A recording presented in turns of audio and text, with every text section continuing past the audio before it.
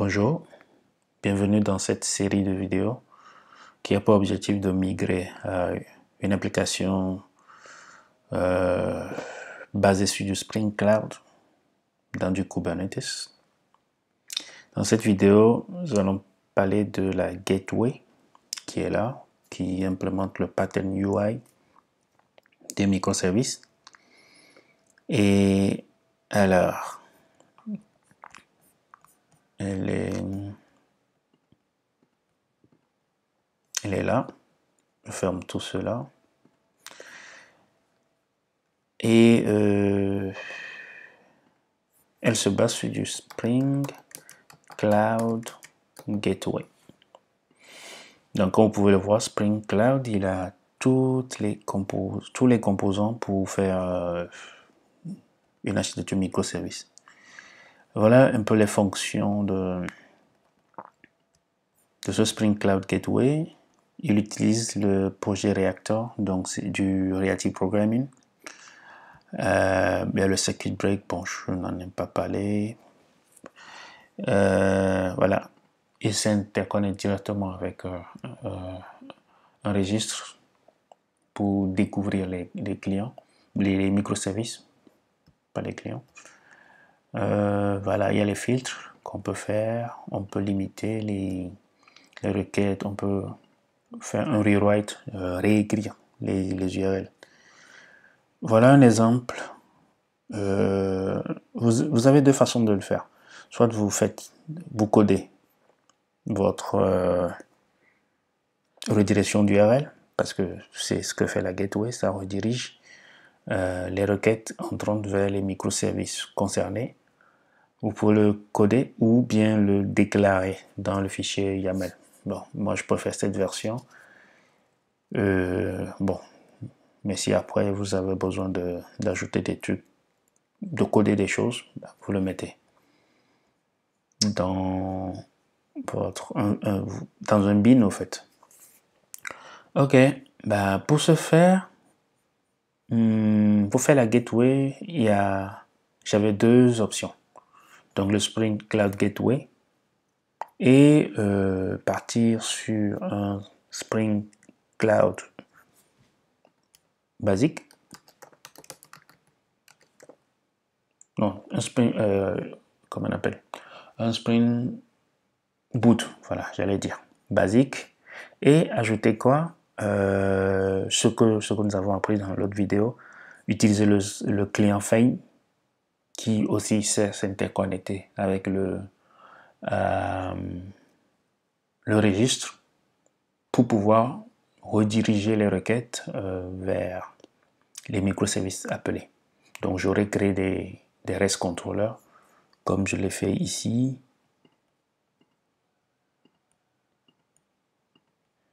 Je vais créer un REST controller, disons quelque chose comme ça, un REST controller qui aurait appelé un service. Voilà, par microservice, j'aurais mis un REST controller, un service. Voilà, et le service aurait utilisé son client Feign. Voilà, pour le client Feign est là. Voilà, pour envoyer les requêtes au microservice concerné. Ici, typiquement, j'envoie les requêtes au microservice Continent Flag. Alors ça, c'était la première version de Spring Cloud Gateway. Il est venu en dernier, mais dans les premiers temps, c'est ce que je faisais, c'est ce qui se faisait.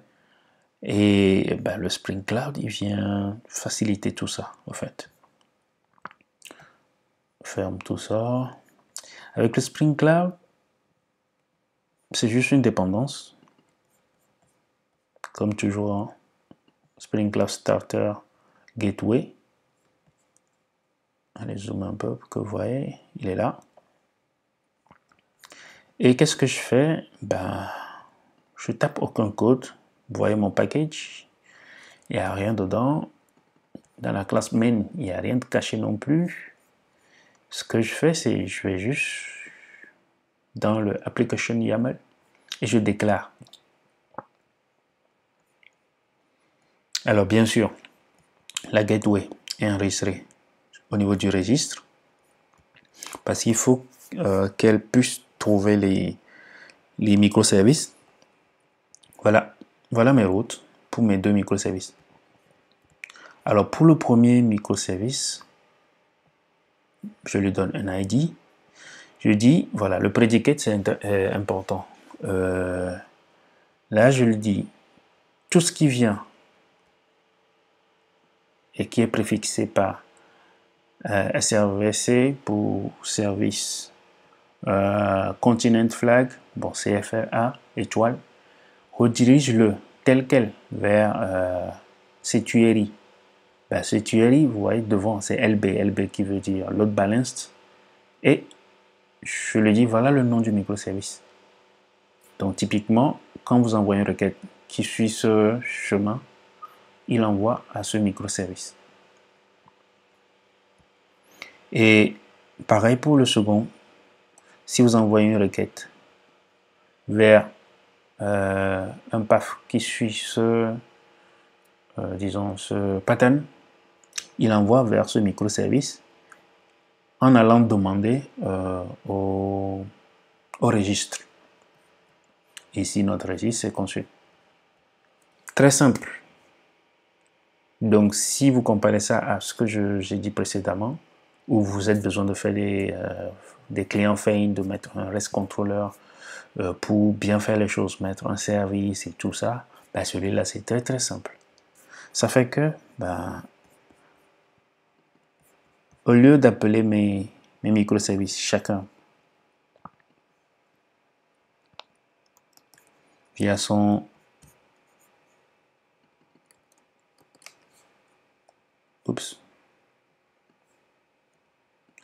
via son IP, son port, voilà. Je n'ai pas besoin de connaître l'URL du microservice, ni son port, mais j'ai juste besoin de connaître le port de la gateway. Voilà la gateway. Et voilà, j'ai le même résultat. Donc, imaginez si vous avez, disons, 10, 100 microservices derrière, ben, votre client front, que ce soit du Angular, parce que je l'aime bien Angular, mais j'ai jamais fait du React et tout le reste. Si vous avez un mobile, Android, iOS et tout, ben, eux, ils n'auront que le lien de la gateway. Ils ne sauront pas qu'il y a un microservice, 2 microservices, 5 microservices, 20 microservices derrière qui répondent. Et c'est pareil pour l'autre aussi. Allez, l'autre il est là. Si je veux récupérer le drapeau du Sénégal, par exemple, c'est ça le endpoint. Si je suis un client, je n'ai pas besoin de connaître le 8082 parce que ça me fera plein d'URL.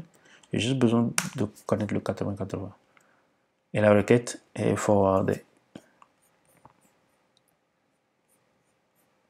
Donc, ce sont les logs de ma gateway. Voilà, lui, il envoie à language population et celui-là envoie à language.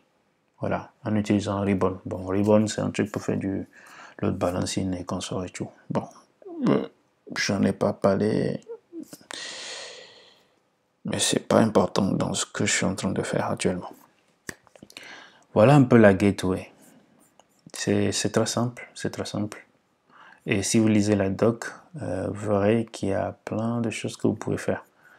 Allez, Spring Cloud Gateway, la doc. Voilà. Oups, on dirait qu'elle est vieille cette doc. Ou je sais pas. Bon, bref. Ah, voilà le chemin ici. Il fait le proxy vers votre microservice.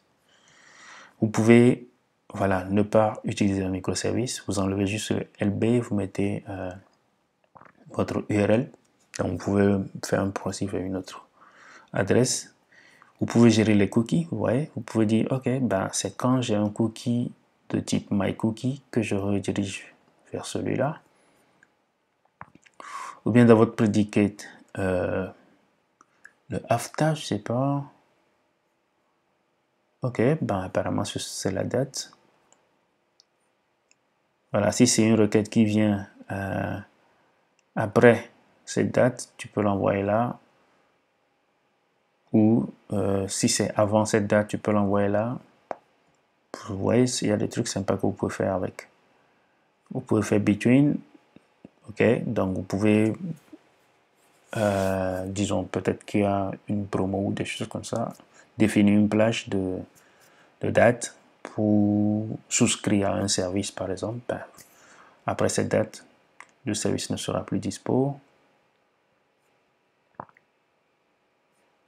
Voilà, les cookies, on l'a vu. Vous pouvez dire, ok, ben, si j'ai l'entête, ça, si j'ai une entête de type isRequestID, je l'envoie. Ou bien, si on a le hostname qui commence par ça et par ça, on l'envoie là. Les méthodes, je n'envoie que les méthodes get et post. Là, ouais, c'est tellement puissant. Le segment, par contre, je sais pas ce que c'est. Ok. Voilà, c'est pour whitelister des IP. Donc concrètement, je peux whitelister des IP dans mon réseau pour dire, ok, il n'y a que des machines qui viennent des requêtes qui viennent de ces machines que je peux envoyer. Ok.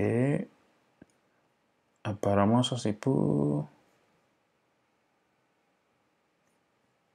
Je pense que ça doit être un truc de load balancing. Et vous avez tellement de choses que, ben, voilà, en Java, voilà ce que vous allez faire pour les mêmes choses. Et vous avez les filtres. Vous avez le rewrite. Bref, c'est très fourni. C'est très fourni. Donc, vous avez tout ça dans la documentation que vous pouvez faire. Ah oui, ça c'est le cross-origin et tout ça. Ben, moi je l'ai désactivé, le cross-origin. C'est là, je dis, ok, ben, d'autoriser les requêtes venant de tous les domaines. Sinon, mes fronts auront des soucis. Justement, j'avais des soucis avec mon Angular pour envoyer des requêtes parce que ben, j'avais le problème de cross-origin. Voilà, si vous avez le problème de cross-origin, voilà comment vous pouvez le désactiver rapidement. Ok, bah c'est tout pour cette vidéo qui parle de la gateway. Bah, abonnez-vous à la chaîne pour voir la suite de la migration vers le PaaS Kubernetes.